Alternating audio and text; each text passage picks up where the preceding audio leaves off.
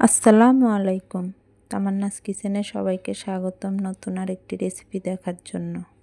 আমার আজকের আয়োজন চিকেন শাসলিক। খুবই সহজ পদ্ধতিতে অল্প উপকরণে এবং কম সময়ে তৈরি করে দেখাবো। আশা করি আমার আজকের রেসিপিটি আপনাদের কাছে ভালো লাগবে।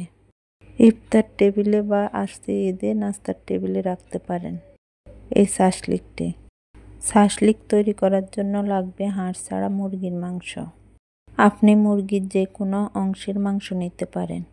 আমি মুরগির বুকের মাংস নিয়েছি। মাংসগুলোকে মোটা মোটা টুকরা করে কেটে নিয়েছি। এটাকে সাধারণ কিউব কাট বলা হয়। কেটে নেওয়া মাংসগুলোকে আমি একটি বাটির মধ্যে নিয়ে নিচ্ছি। আর যেহেতু শাসলিকগুলোকে আমরা ফ্যানে বানাবো এবং অল্প সময়ে রেডি করব, তাই এই অল্প সময়ের মধ্যে যেন আমাদের চিকেনটা পরিপূর্ণভাবে সিদ্ধ হয়, তার জন্য এর মধ্যে 1 চিমটি পরিমাণ দিয়ে দিচ্ছি বেকিং সোডা, সাথে দিয়ে দিচ্ছি স্বাদ মতো লবণ, সেই সঙ্গে দিয়ে দিচ্ছি কিছুটা লেবুর রস। বেকিং সোডা, লবণ, লেবুর রস এই তিনটি একসঙ্গে মিশিয়ে যদি 10 মিনিট রেস্টে রেখে দেন, তাহলে দেখবেন মাংসের যে অংশগুলো সিদ্ধ হওয়ার পর ড্রাই হয়ে যায়, সেইগুলো খুব সফট হয়ে যাবে। 10 মিনিট পরে বাকি মশলা দিয়ে মাংসটাকে আবারও ম্যারিনেট করে নেব। তার জন্য প্রথমে দিয়ে দিচ্ছি 1/2 টেবিল চামচ সয়া সস, এরপর দিয়ে দিচ্ছি 1.5 টেবিল চামচ টমেটো কেচাপ, 1/2 চা চামচ আদা বাটা, 1 চা চামচ রসুন বাটা, 1/2 চা চামচ দিয়ে দিচ্ছি ধনিয়ার গুঁড়া, 1 চা চামচ দিয়ে দিচ্ছি মরিচ গুঁড়া, আর দিয়ে দিচ্ছি 1/2 চা চামচেরও কম গোলমরিচ গুঁড়া। এখন এই সবগুলোকে একসাথে ভালো করে মিশিয়ে নেব। এখন সবার শেষে এর মধ্যে দিয়ে দিব তেলটা। তেলটা সবার শেষে দেওয়ার কারণ হচ্ছে মশলাগুলো মাংসের গায়ে ভালোভাবে কোট হবে। তেলটা আগের থেকে দিয়ে দিলে কোটিংটা ভালোভাবে হয় না। সব কিছু দিয়ে ভালোভাবে মেখে এটাকে আরও 15 মিনিটের জন্য রেস্টে রেখে দেব। এখন শাসলিকের জন্য আমি কিছু সবজি নিয়ে নিচ্ছি। প্রথমে একটি বাটির মধ্যে নিয়ে নিচ্ছি সবুজ ক্যাপসিকাম, নিয়ে নিচ্ছি গোল গোল করে কাটা কিছুটা গাজর, আর কিউব করে কাটা কিছুটা পেঁয়াজ, আর নিয়ে নিচ্ছি কিউব করে কাটা কিছুটা টমেটো।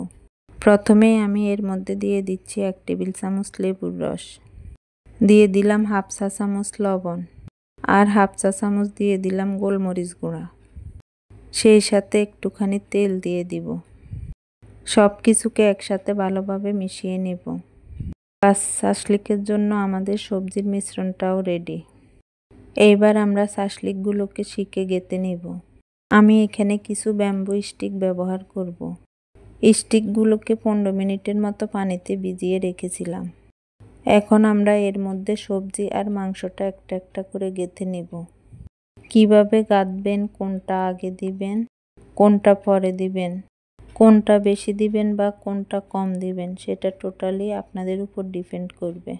আমি যেভাবে পছন্দ করি সে ওয়েতে আপনাদের সঙ্গে শেয়ার করলাম। আপনি চাইলে এভাবেও দিতে পারেন।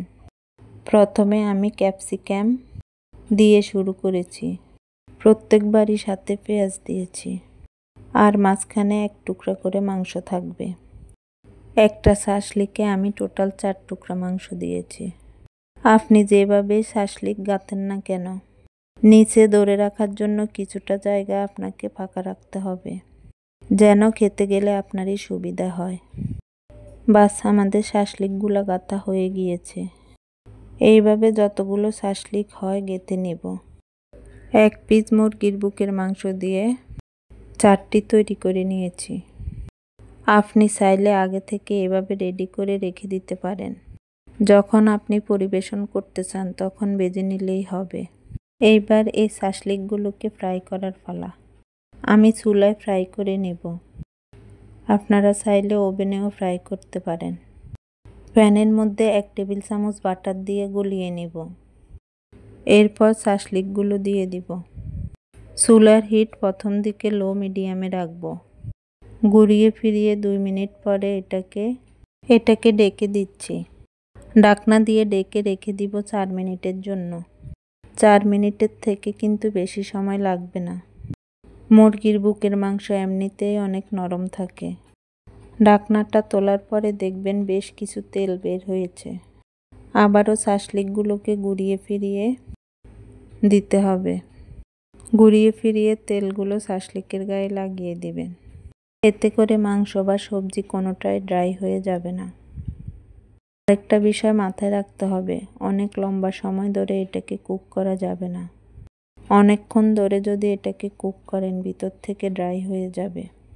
ম্যাক্সিমাম 10 থেকে 12 মিনিট এটাকে কুক করতে পারেন। লাস্টের দিকে চুলার হিটটা বাড়িয়ে এটাকে একটু পোড়া পোড়া করে নেবেন। বাস, তৈরি হয়ে গেল ভীষণ মজার চিকেন শাসলিক। খুব অল্প সময়ে তৈরি করা যায়। আমার আজকের রেসিপি ফলো করে বাসায় একবার ট্রাই করে দেখবেন। আশা করি আপনাদেরও ভালো লাগবে। আজকের ভিডিও এই পর্যন্তই। সবাই ভালো থাকবেন, সুস্থ থাকবেন। আল্লাহ হাফেজ।